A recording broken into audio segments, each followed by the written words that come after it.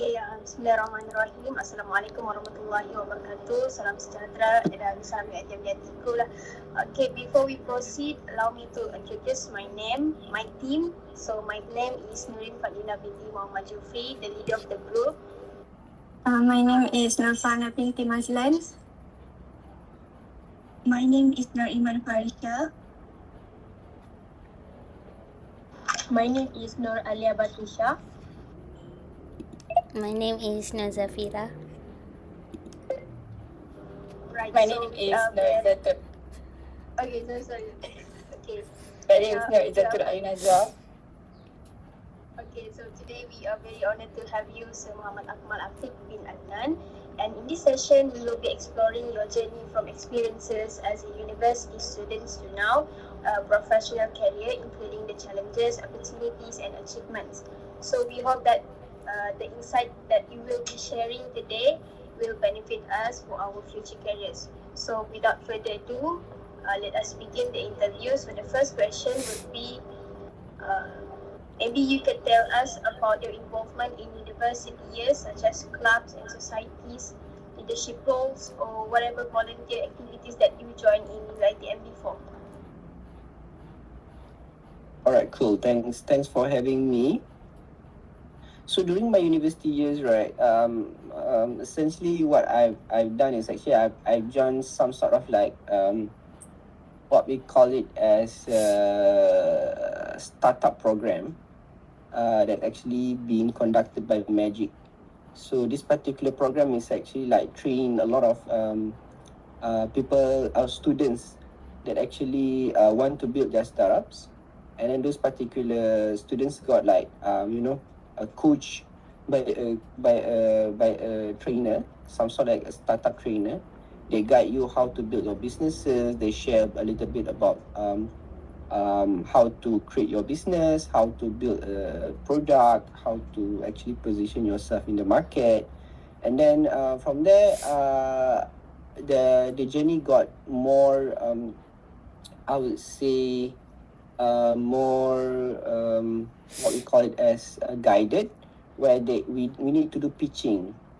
So when this particular pitching is actually done on, I think at that time it's actually Cyberjaya under Magic, now actually called Meranti lah. There's no more Magic anymore. It's called Meranti. This particular pitching is actually done startup by startup lah. So we need to pitch our startup. We call it as University Startup Challenge. I think you can Google it lah, USC. I don't think the program is there anymore. Maybe it got replaced or something. And then from that on, we saw that there's an opportunity lah for us to build our product. After the pitching, they give us a bit of feedback, whether the product is good ke tidak, whether those product require more adjustment ke tidak, and so on kan. So those things actually help us to understand further lah about a little bit about businesses. So that's number one. Number two would be the after that particular I also joined a lot of the I would call more challenges lah. One of it is actually data challenges. It's about AI. It's about data modeling, where you need to do some sort of dashboard from the DOSM. It's a data or from data that provided by a statistic from the government data lah, about city municipal, if not mistaken. And then you need to do some sort of data mining or modeling lah from there. So from on that particular route, I also have to work with a team lah, a team of 4 or 5, and we managed to build something lah. But out of those particular program, I also experienced a bit of pitching as well lah. Pitching, building the data model, building the what we call it as some experience lah on what actually the customer wants when we actually do a lot of analysis. And then from there, we doesn't go anywhere lah from that program, but it gives us some sort of stepping stone lah on what we should be going next. So that's number 2. For the other 3 is most of the time I focus on my study lah during my university years. So most of my achievement is on my actual studies lah, while also doing the company. So I built the company early on.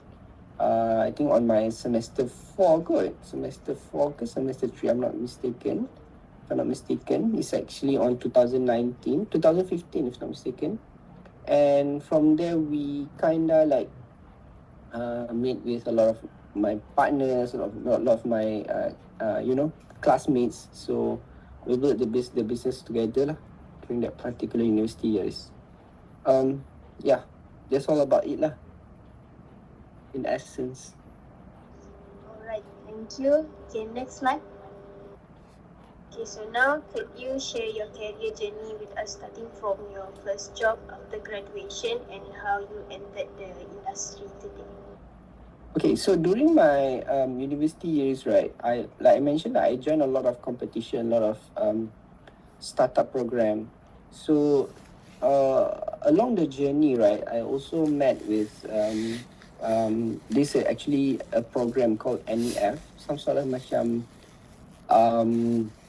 a program for, if not mistaken, it's NEF, but might be a different. It's called differently now. It's like Bumi Putra program for entrepreneur program for Bumi Putra. So I met with Nadir Al-Shafiq. He's actually one of the startup entrepreneur lah. I call him as my mentor. We meet there. At that time I just he actually conducting a talk about his particular startup journey, how it actually transition and so on. So building the startup called Telori. It's actually a very during that time it's like a Malaysian company lah, fighting. Dia macam Lala Move lah, doing Lala Move for bulky items. So but the company got bigger now. Actually reached around ASEAN already. So now actually he has presence in a lot of Asian countries, especially Singapore, Malaysia, Indonesia, and so on. So from there I saw him as my mentor. I tried to apply to do an internship under him. So I do the internship after my university years. So he apparently accepted it, and under the role of data scientist intern. So I do a lot of data scientist, machine, about a lot of data modeling, data engineering, data what we call it as analysis as well on his company. A lot of dashboarding that I built for him, a lot of data scraping as well. So from there, that's my first internship, and then at the end of the period, and at the end of the internship journey, he actually offered me with employment lah. But I would like to proceed with because I already built my company right during the university years. So I say to him like I don't know, I think I want to try to build my own, something of my own. So although the offer is quite substantial lah during that year, but I kept firm and I built my own company during that during after the post internship period. So the transition, right, is actually a bit smooth and a bit a confidence lah that actually imbued with my values, because it's like very very what we call it as easy for me, is because I have a firm belief that I want to build my own company. So that's why I just do it. I don't really think about any employment, because I don't really want to work for anyone else, and I just go straight with it. So during that early years is very there's not much project, so I need to go find projects. I find a lot of I join a lot of exhibition, a lot of businesses that I met, doing a lot of networking. And from there I actually met with a guy. He actually helped me to introduce with one project lah. It's under TNB. So from there, we try to gain his, I would say, approval. Try to get his trust. So we'll do a lot of prototyping, do a lot of development, programming. During that years, we doesn't have any like AI or ChatGPT, so we need to build it from ground ups and from scratch lah. It's like a team of 3 or 4, and from that part we managed to secure a contract lah with a TNB directly for around, I don't know, 100 plus K if not mistaken. I think less than 100K lah, less than 100K, and it's actually be our, I would say, our turning points lah, and one of our significant achievement lah, I would say.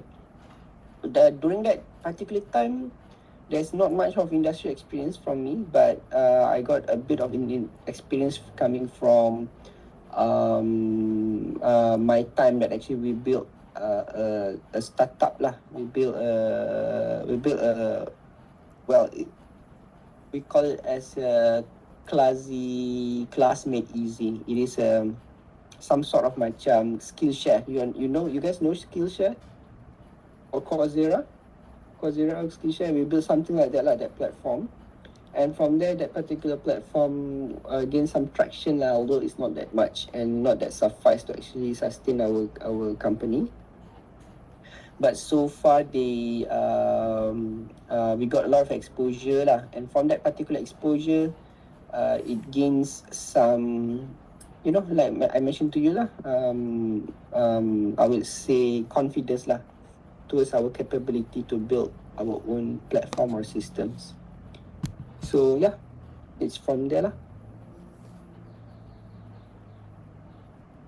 Okay, thank you, sir, for sharing your career journey. As for the next question is regarding area of expertise and contribution to the industry. So could you share the types of projects your company has developed, the technology used, and how does this project contributed to the organizations, and what are the impact they had on the industry and users? We actually built multiple product or multiple projects that we for our clients lah. One is actually TNB, one is actually Petronas. So with this particular technology, I think I will share you, just to make things faster, right? I will share you my deck maybe later, our portfolio. You can use it to to get a gist lah on how much is actually the contribution, because that part already stated lah clearly. So the impact as well.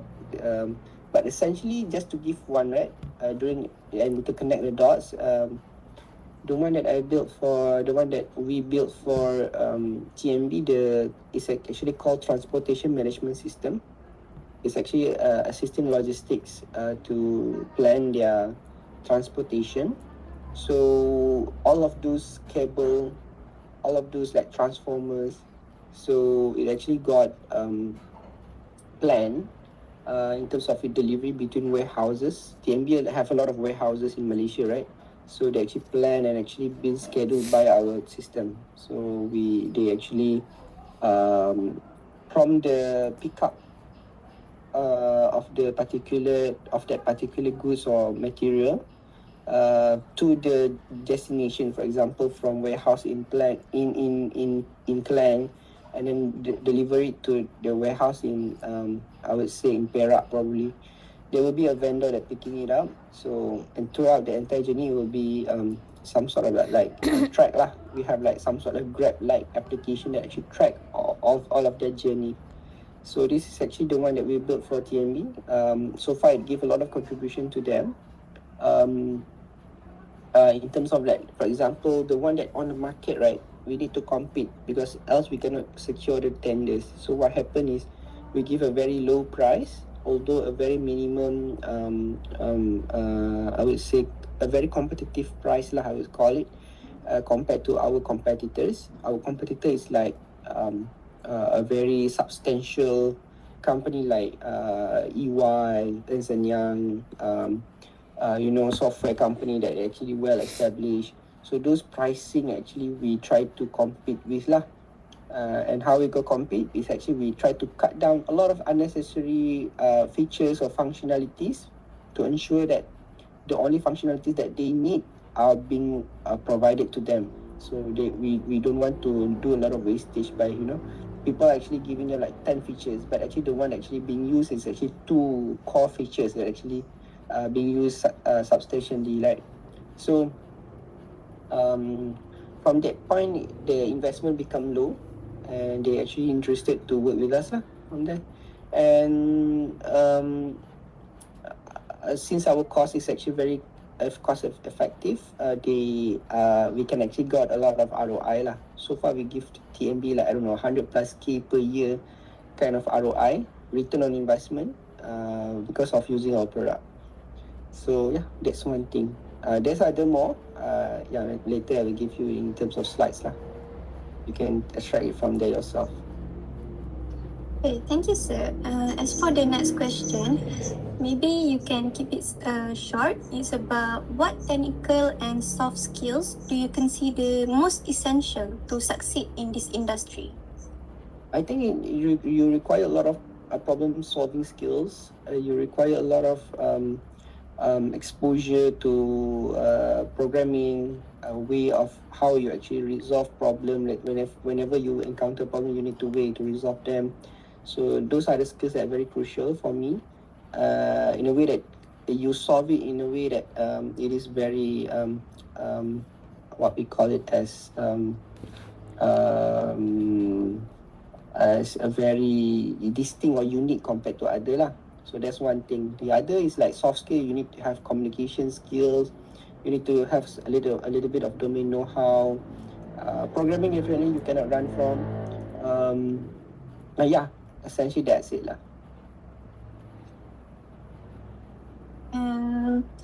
Next is regarding application of software engineering in industry. So how are software engineering principles applied in the workplace, in your opinion?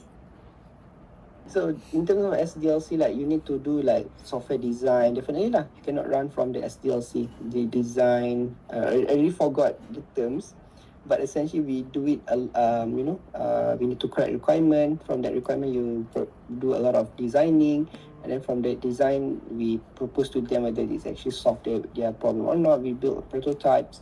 And then from there we see whether they're interested, and if let's say they're interested, we build it, and the life cycle continues lah throughout the journey.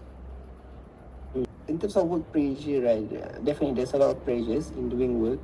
A lot of technological changes, evolution of the new technology, right? Every day like 3 bulan sekali kau dah benda baru kena keluar kan, kau kena belajar kan. So those things are require a lot of things that you need to consider. And those learning curves actually give a lot of work pressure, but actually it give you a lot of competitive advantage lah, sebab macam all timer, orang tua-tua, dia tak boleh nak catch up with these new things. So usually they will take more time compared to us yang muda-muda ni. So you guys take this as an opportunity lah to build your own company. You definitely, communication cannot run. Debugging is actually my CTO lah. I don't know much about debugging because I'm the company punya I just set direction and ensure that we have projects. Deadlines, you cannot run from deadlines, because in a software company, deadline is like something you cannot miss and you cannot run from. So you need to deliver on dot. So how you overcome them, you need to be very creative lah. You need to have your own creativity. Else, semua orang tak boleh, tapi we need to say that we can do it lah. Else, you are just same like everybody and no one will be picking you. Itu je lah. Okay, thank you for sharing your challenges and how you overcome lah. Okay, so since you are the founder of Classitech kan, so mesti the company has experience in developing AI solution and helping companies undergo digital transformation. So how these elements complement one another in building a successful business or technology solution? Essentially, right, you need to have a very startup mindset, is because this startup mindset allows you to be creative in actually doing cost reduction. So you don't waste stuff. You actually build it in a very conservative manner. You don't put a lot of apa panggil dia duit lah to actually build it. You build it with your tulang empat kerat lah panggil dia. Tak tahu pula proverb dalam bahasa Inggeris dia kan. You build on your own. So you ensure that it is very skeleton, very cost effective, no wastage. We ensure that everything that we build is very trim and very designed purely in a way that it actually able to conduct the digital transformation journey entirely. So jangan bagi like solution half baked or solution yang separuh masak lah panggil kan. So digital transformation journey is just simple. They just want to make sure that they get value. Instead of doing paper, they make everything is systemized. In terms of when they do systemizing, they actually get RM value out of like making it faster. No one is actually wasting time to actually do writing kat paper, tulisan tak nampak and so on kan. Those are the years actually doing the digital transformation. It's simple, it's value driven, ensure that it has value. You solve the problem, make things faster, trim process. Trim you kena trim the process, bukan tambah process. You need to trim the process, make it lesser.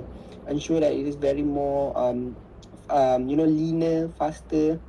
And then from the product development is where you need to, you have like, for example, nak pergi ke Kelang, you have like 5 different jalan kan that you need to go. But you need to still but you have like a very limited minyak and you have a very limited resources. Maybe bukan you pun tak ada kereta pun, maybe you tengah jalan kaki. So which is the road yang actually paling effective untuk kita sampai ke Kelang? So boleh pakai train and so on. So those are the 3 skills that I believe really important to actually be in combination of each other while having a conservative budget with a specific logical reasonable time frame lah to deliver the project accordingly. So those are the in essence lah. Make it short for you. Yeah.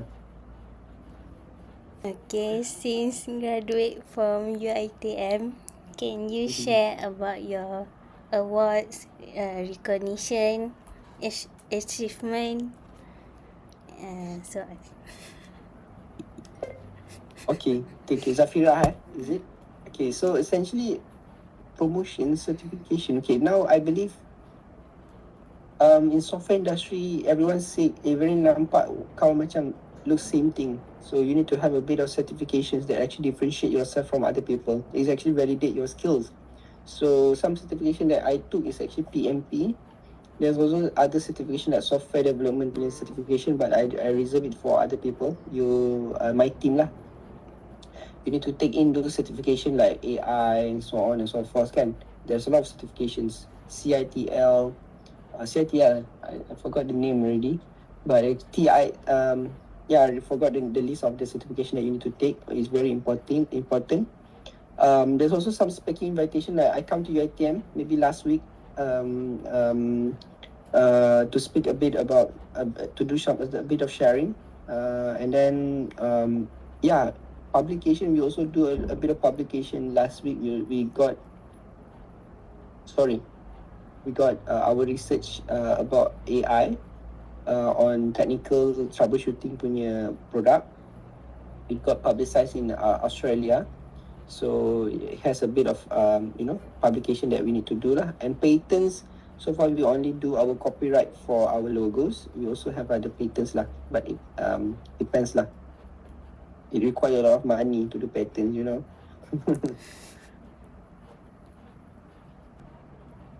Okay, so I would love to ask you about your future plans. So could you share with us your future plans for Classy, especially regarding AI adoption, global career aspiration, and maybe your next startup development? Okay. Yes, I have some aspiration to go global. We are planning to get project from Honda lah, but so far that is like last year punya stuff. Now we want to try to directly get international project. Slide kau dah hilang. So those are one of our global aspiration. We want to go to Indonesia and so on, but we have some plan lah to do it, but we haven't executed yet because it requires tremendous resources. tremendous energy and tremendous, figures lah. You need to partner with someone that actually work with ataupun actually stay in the particular country from the get-go. And yes, AI adoption we built from ground up. We actually adopt AI from day one of the ChatGPT. So before ChatGPT become popularized pun kita dah guna, and we propose to that AI to to our customers. And this actually can help us to get more development lah, because we have a competitive edge or bleeding edge lah compared to our competitors. Tu je lah. For the last section, can you share some advice and inspiration for students? Inspiration aduhai. Inspiration. Okay, right now you got exposed with a lot of ChatGPT kan. I understand you guys got a lot of confidence kan. Build slides, what is the best practice, you will produce something of value yang very clear kan, because you get those details from ChatGPT. But of course, don't left out necessary skills like communication and so on from you guys, because this is very necessary development skill that you that even ChatGPT tak boleh replace kan. You speaking in public, you actually doing communicating directly with your customers, with your lecturer kan mungkin.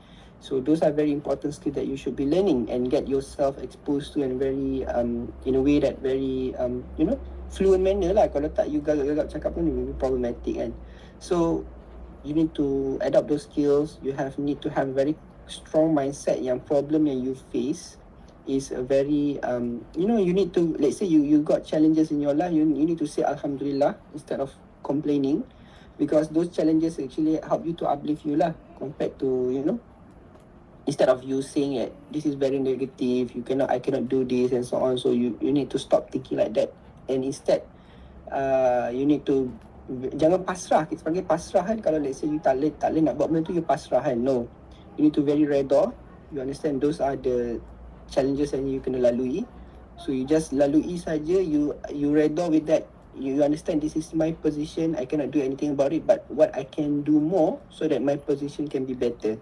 So those are the things that you need to be think of lah. And those are the mindset yang you kena ada. Kalau tak, you cannot level up or you cannot raise up.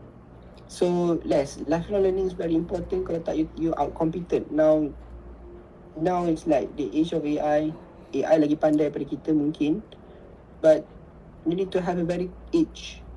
In the end, AI tak boleh nak replace manusia, because it is the human yang making the decision, and AI manusia yang actually you stay in connect or stay in touch with. So those are very crucial for you to get to apalah kan.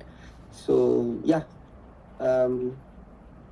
that's it. I think as long as you focus on your skills, communication, interpersonal rules, get in touch with your friends, be frank with other people, be friendly, learn a lot of those interpersonal skills, and understand a lot of I would say skill set yang really important, macam AI, technology, development, programming, software, even domain skills macam medical kan, lari pada bidang, tapi kalau you boleh belajar, you boleh faham, you will have a very like you have like a very strong pillar yang you boleh build your foundation on. So those are very important skills you kena learn.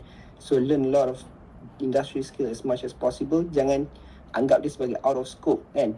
You need every essence of skills as much as possible, because in the end, kalau you boleh cantumkan a lot of those skills together, those are very your competitive edge compared to other people. Because a lot of people right now, the education sekarang is like you belajar satu programming and then you pandai programming out. Tapi kalau you boleh pandai medical sikit, you boleh pandai programming sikit, you pandai AI sikit, you pandai marketing sikit, you boleh jual your own product, you can build your own product, and then you boleh you don't need other people lah kan. Everything is like package in one only on you as package. So tu secara rumusannya lah. Yeah, that's all for today's question. But before we end our meeting, I would like to thank you for your time and sharing valuable insight with us today. I think that we gain a lot of knowledge and exposure from today's session. And we sincerely hope that your company, Classy, can continue to grow and achieve even greater success in the future.